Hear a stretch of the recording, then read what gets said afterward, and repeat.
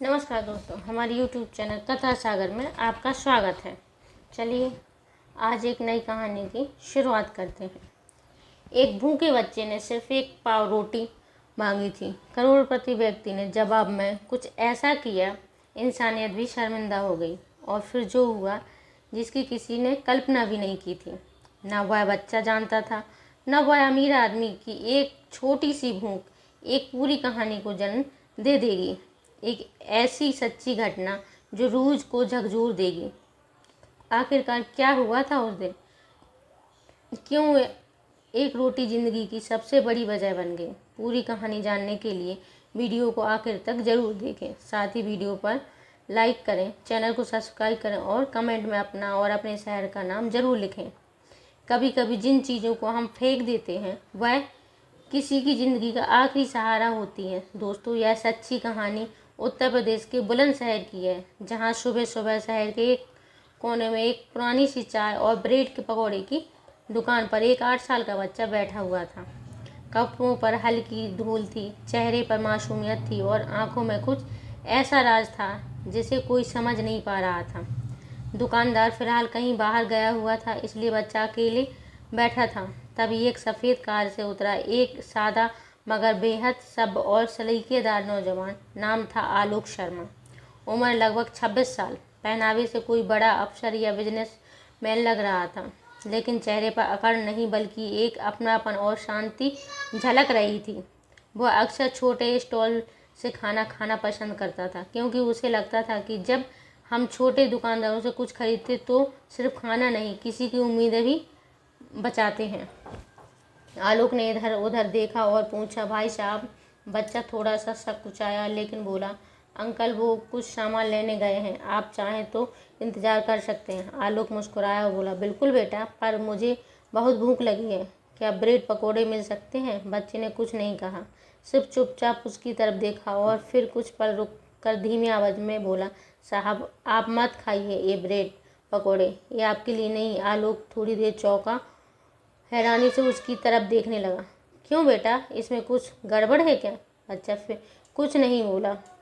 आलोक उसके पास ज़मीन पर ही बैठ गया और बहुत नरमी से बोला, बेटा क्या बात है? क्या इन पकौड़ों में कुछ खराबी है? मुझे सच सच बताओ। बच्चे ने बड़ी मासूमियत से अपनी भीगी आंखें आलोक की ओर आंखों में डालकर कहा, नहीं साहब, खराबी नहीं है, पर अगर आपने खा लिए तो आज मैं और मेरी छोटी बहन शायद भूखे ही सोएंगे। यह सुनते ही आलोक जैसे सुन्न हो गया।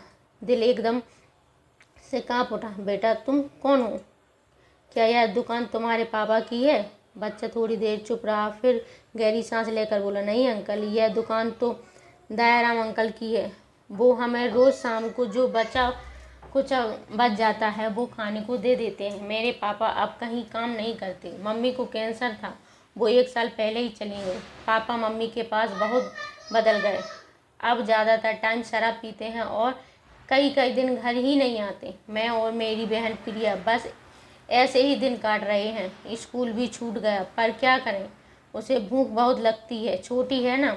इतना कहते कहते बच्चे की आवाज़ भर गई और उसकी आंखें पूरी तरह भीग गईं। आलोक की आंखें भी अब नम हो चुकी थीं। उसने जेब से रुमाल निकाला और अपनी आंखें पोंछते हुए कहा, बेटा सबसे पहले तो ये ब्रेड पकोड़े तुम खाओ और तुम्हारी बहन को भी खाना चाहिए। दुकानदार आएगा तो मैं पैसे दे दूंगा। बच्चा मना करता रहा, नहीं साहब, अंकल वैसे ही हमें दे देते, आप क्यों खर्च करोगे? लेकिन आलोक जिद पर अड़ा रहा, बेटा भगवान ने मुझे इसी दिन के लिए थोड़ा ज़्यादा दिया है ताकि मैं ऐसे बच्चों के लिए कुछ कर सकूं। इतने में वो लड़की भी आ गई, छोटी पतली दुबली सी, पाँव में टूटी चप्पल, गले में एक पुरानी सी माला। नाम था प्रिया। आलोक ने मुस्कुराकर उसे ब्रेड पकौड़ा दिया जैसे कोई खजाना मिल गया हो।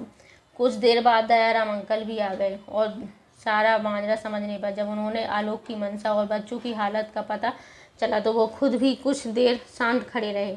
उन्होंने कहा, साहब जब तक मेरे पास ब्रेड पकौड़े रहेंगे ये बच्चे भूखे नहीं रहेंगे, लेकिन हाँ, मदद आपकी जैसी हो वैसी कोई नहीं कर सकता। आलोक ने अपने बटुए से 1000 रुपये निकाल कर दुकान में रख दिए और कहा, ये बच्चों के खाने के नहीं, उन सभी के लिए हैं जो भूखे पेट सो जाते हैं पर बोलते कुछ नहीं।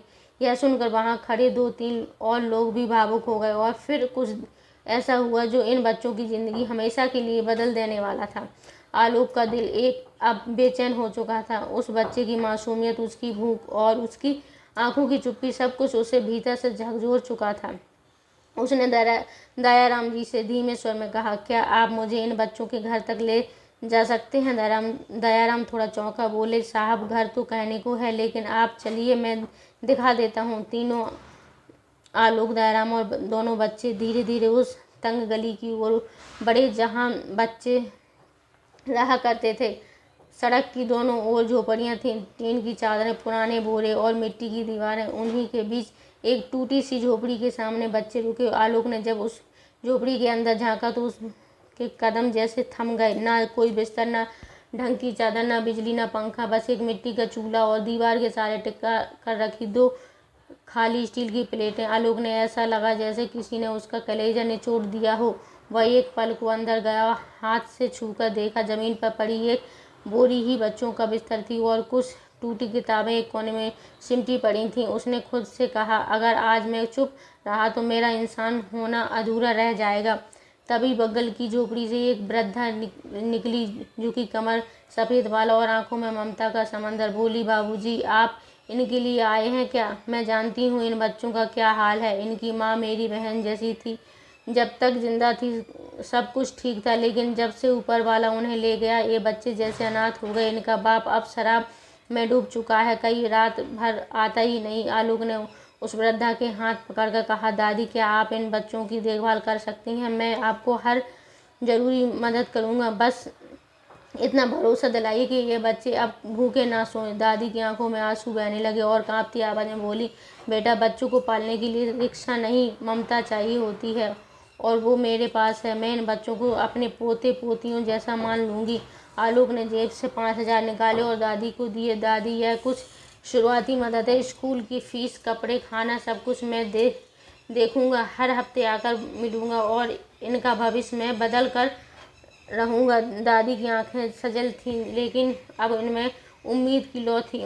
आलोक ने उसी दिन एक लोकल स्कूल जाकर इन बच्चों का दाखिला कराया। कुछ कपड़े, एक टेबल, एक पंखा और एक सोलर लाइट की व्यवस्था की और जाते जाते वह दोनों बच्चों के सिर पर हाथ रखकर बोला, तुम दोनों को अब किसी से डरने की ज़रूरत नहीं है। तुम्हारी भूख, तुम्हारी पढ़ाई और तुम्हारा भविष्य अब मेरी जिम्मेदारी है। बच्चे उसे जाते हुए देख रहे थे और प्रिया धीमे से फुसफुसाई, भैया, वो फरिश्ते कैसे होते हैं? राहुल, बच्चे को नया नाम, ने जवाब दिया, शायद ऐसे ही होते हैं। वह वहीं खड़े खड़े उस तंग गली के उस कोने में एक नई सुबह ने जन्म लिया, बिना सूरज के, पर पूरी रोशनी के साथ। 3 दिन बीत चुके थे। राहुल और प्रिया अब दादी के साथ रह रहे थे। सुबह स्कूल जाते, शाम को पढ़ाई करते हो। अब उनके चेहरे पर वो मासूमी सी मुस्कान लौट आई थी जो कभी खो चुकी थी। घर में अब उजाला था, सिर्फ बिजली की लाइट से नहीं, बल्कि उम्मीद के उजाले से, प्यार के उजाले से और एक नई जिंदगी की शुरुआत से। और फिर एक शाम को झोपड़ी के बाहर किसी के डगमगाते कदमों की आवाज़ आई। दादी ने दरवाज़ा खोला। सामने वही था, राहुल और प्रिया का पिता रमेश। चेहरे पर थकान, कपड़ों पर धूल, आंखों में झिझक और झुकी हुई गर्दन।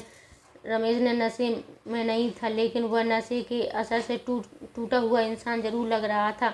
उसने धीरे से पूछा, बच्चे कहाँ हैं? प्रिया दरवाजे के पीछे से निकल कर आई और पहली बार उसके होंठों पर डर की जगह एक सुकून था। रमेश ने झोपड़ी के अंदर झांका और जो उसने देखा उसकी आंखों में कोई यकीन नहीं हुआ। घर में सोलर लाइट जल रही थी, टेबल पर किताबें रखी थी, बच्चों के पास नए बैग थे और दादी उन्हें पढ़ा रही थी। उनकी आंखें भर आईं, उसके गालों पर आंसू बहने लगे और वह वहीं जमीन पर बैठ गया। यह सब कैसे हुआ? दादी धीरे से बोली, एक फरिश्ता आया था बेटा, तुम्हारे बच्चों को भगवान ने किसी नेक दिल इंसान से मिला दिया। रमेश कुछ नहीं बोला, बस आंखें मूंद ली। फिर कांपती आवाज़ में बोला, मैंने बहुत बड़ी गलती कर दी है दादी। पत्नी के जाने का दुख तो था, पर मैंने बच्चों से भी मुंह मोड़ लिया, शराब में सब कुछ डुबो दिया। क्या अब मैं भी कुछ बचा हूँ सुधरने को? दादी ने उसके कंधे पर हाथ रखा और कहा, जितनी जिंदगी बची है उतनी बहुत है। अगर तुम चाहो तो फिर से बाप बन सकते हो, सच्चा बाप। रमेश ने उसी पल एक वादा किया कि आज से वह शराब को हाथ नहीं लगाएगा, कि वह मजदूरी करेगा, ईमानदारी से कमाएगा और बच्चों को खुद संभालेगा। वह अगले दिन ही सुबह सवेरे पास के निर्माण स्थल पर काम ढूंढने निकल गया। काम कम था, मजदूरी थोड़ी थी, पर मेहनत सच्ची थी। हर रोज़ शाम को जब वह घर लौटता तो बच्चों के लिए कुछ न कुछ ज़रूर लाता। एक चॉकलेट, एक पेन या प्रिया के लिए छोटी सी रबर। कभी उनका होमवर्क देखता, कभी उनके पैरों की धूल साफ करता। वह अब फिर से पिता बनना सीख रहा था। 15 दिन बीत चुके थे। इन 15 दिनों में बहुत कुछ बदल चुका था। राहुल और प्रिया अब रोज़ स्कूल जाते थे। उनके कपड़े साफ होते थे, टिफिन में दादी के हाथों से बना खाना होता, और सबसे बड़ी बात, उनके पिता रमेश अब हर सुबह मजदूरी पर जाया करते थे। उनके हाथों में छाले थे, बदन पर थकावट थी, लेकिन अब उसकी आंखों में शराब की लालमा नहीं, बच्चों के लिए कुछ कर गुजरने की चमक थी। हर दिन वह सुबह सवेरे पहले भगवान के सामने सिर झुकाता और कहता, हे ऊपर वाले, आज सिर्फ मेरी मेहनत चले, कोई बहाना नहीं। और फिर आया वो दिन जिस दिन आलोक शर्मा दोबारा उस गली में पहुंचा। आलोक के साथ एक बैग था, उसमें बच्चों के लिए किताबें थीं, 2 नई वर्दियां और कुछ ज़रूरी चीज़ें। लेकिन जब वह झोपड़ी के पास पहुंचा तो कुछ ऐसा देखा जिसे देखकर वह खुद पल भर के लिए वहीं थम गया। झोपड़ी के बाहर रमेश बैठा था, मिट्टी से सने हाथ, माथे पर पसीना, और पास में रखा हुआ एक छोटा सा दोपहर का खाना। राहुल के पास में बैठा होमवर्क करा रहा था और प्रिया रमेश के कंधे से लिपटी हुई थी। आलोक कुछ पल खड़ा रहा, फिर धीरे से आवाज़ दी, रमेश जी। रमेश ने जैसे ही मुड़कर देखा एकदम से खड़ा हो गया, शर्माते हुए, झिझकते हुए बोला, साहब आपने इतने दिन बाद भी याद रखा। आलोक मुस्कुराया और बोला, याद नहीं छोड़ा था, मैं देखना चाहता था कि आप अपने वादे को निभाया या नहीं। रमेश ने आंखों में नमी लिए जवाब दिया, साहब मैं आज खुद को झोपड़ी से इंसान बनाने की कोशिश कर रहा हूँ, और यह सब सिर्फ उसकी वजह से है। अगर उस दिन आपने राहुल की बात नहीं सुनी होती तो शायद आज मैं भी कहीं नशे में पड़ा होता और मेरे बच्चे कहीं फुटपाथ पर। इतना कहकर वह आलोक के पैरों में झुकने लगा, लेकिन आलोक ने फौरन उसे थाम लिया। नहीं रमेश जी, आप अपने बच्चों के लिए जो कर रहे हैं वो दुनिया का सबसे बड़ा काम है, मैं बस एक जरिया था, असली बदलाव आपने खुद किया है। आलोक ने राहुल के सिर पर हाथ रखा, प्रिया को गोद में उठाया और कहा, अब तुम्हें डरने की ज़रूरत नहीं है, तुम्हारे पास एक मजबूत पिता और जब तक मैं जिंदा हूँ तुम्हारे साथ भी हूँ। उस दिन पहली बार रमेश खुलकर मुस्कुराया और उस मुस्कान में पछतावा नहीं, आत्मसम्मान था।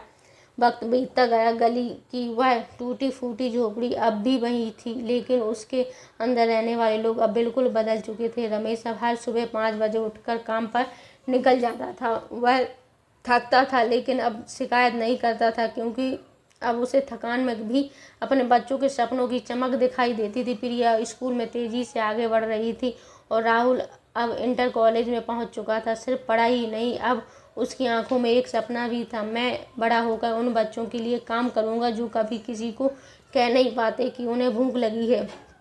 इसी दौरान कॉलेज में एक फेयरवेल पार्टी रखी गई। हर विद्यार्थी को मंच पर आकर अपनी ज़िंदगी की एक कहानी साझा करनी थी। जब राहुल का नाम पुकारा गया तो पूरा हॉल शांत हो गया।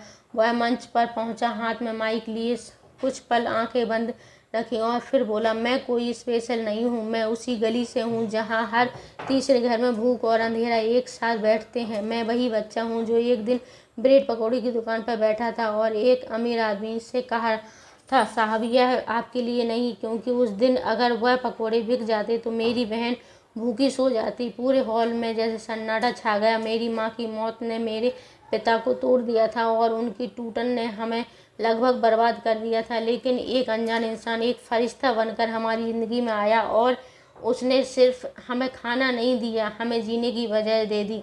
आज मैं जिस मंच पर खड़ा हूँ वह सिर्फ मेरी मेहनत का नहीं, उस एक इंसान की संवेदनशीलता का फल है।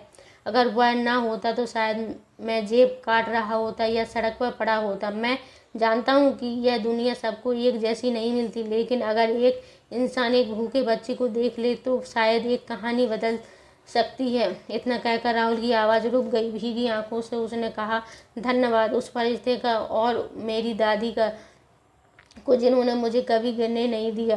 पूरा हॉल तालियों से गूंज उठा और उस दिन भीड़ में कहीं पीछे खड़ा एक शख्स, आलोक शर्मा, अपनी आंखों से आंसू पोंछ रहा था।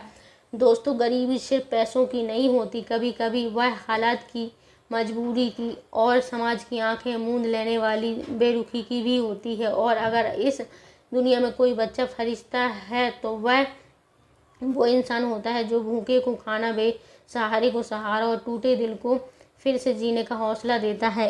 अब एक सवाल आप सभी से, अगर आप आलोक की जगह होते तो क्या करते? क्या आप भी किसी अनजान मासूम की तकलीफ को महसूस कर पाते? क्या आप भी आगे बढ़कर किसी की ज़िंदगी बदलने की हिम्मत दिखा पाते, या फिर आप भी दुनिया की तरह सब देखकर भी अनदेखा कर देते? कमेंट करके ज़रूर बताएं। आपका जवाब शायद किसी और के अंदर सोई इंसानियत को जगा देगा। और हाँ, अगर यह कहानी आपको दिल तक पहुंची हो तो वीडियो को लाइक करें। मिलते हैं अगली वीडियो में नई कहानी के साथ। धन्यवाद।